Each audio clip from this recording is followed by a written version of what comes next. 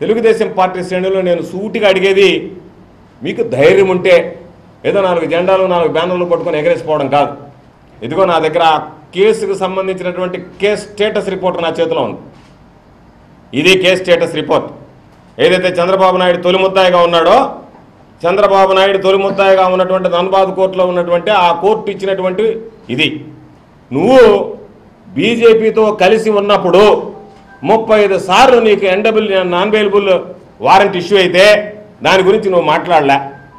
ఆ తర్వాత ఒకసారి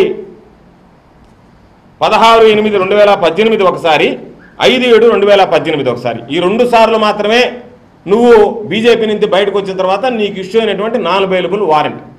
దీనికి సమాధానం చెప్పండి. ఇది వాస్తవమా కాదా? లేదు ఈ కేసు డీటెయిల్సే తప్పంటారా? దాన్ని కూడా చెప్పనండి. చంద్రబాబు నాయుడు అనుకుంటున్నాడు ఏదో ఒకటి ప్రచారం చేస్తే గాలికి వెళ్ళిపోతుంది, రేపటి రోజు వాళ్ళు సమాధానం చెప్పుకున్న జనాలకు బాదు, నా ప్రచారం ముందుకెళ్ళిపోతుంది అనేటువంటి ఆలోచన తప్ప, దీనికి సంబంధించి మీకు ధైర్యం ఉంటే, మీకు చిత్తశుద్ధి ఉంటే, మీరు నిజంగా మీరు చెప్పినటువంటి నిజాయితీకి వ్యవహరించేటువంటి వ్యక్తులైతే, అంతకుముందు మీరు ఇద్దరు కలిసి బీజేపీ మీరు కలిసి సంకీర్ణ ప్రభుత్వంలో 35 సార్లు నాన్ బెయిలబుల్ వారెంట్ ఇచ్చినటువంటి మాట వాస్తవా కాదా? ఇదిగో నా దగ్గర ఉన్న ఆధారాలు ఉన్నాయి, చెప్పనండి.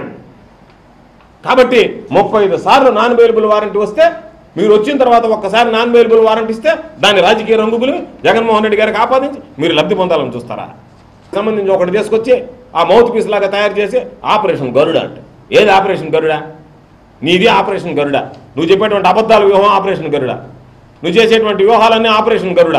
దానికోసం ఒకరిని సృష్టించావు, అది ఆపరేషన్ గరుడ. అవి మాట్లాడడానికి చంద్రబాబు నాయుడు గతంలో అలిపిరి దగ్గర సంఘటన జరిగినప్పుడు ల్యాండ్ మైన్ పేలినప్పుడు కుడిచే దెబ్బ తగిలింది.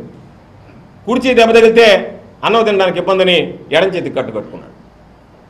చంద్రబాబు నాయుడు కుడిచే దెబ్బ తగిలిందని డాక్టర్లు వైద్యులు అందరూ చెప్తే ఎడం చేయి చేతి కట్టుకొని తిరిగాడు.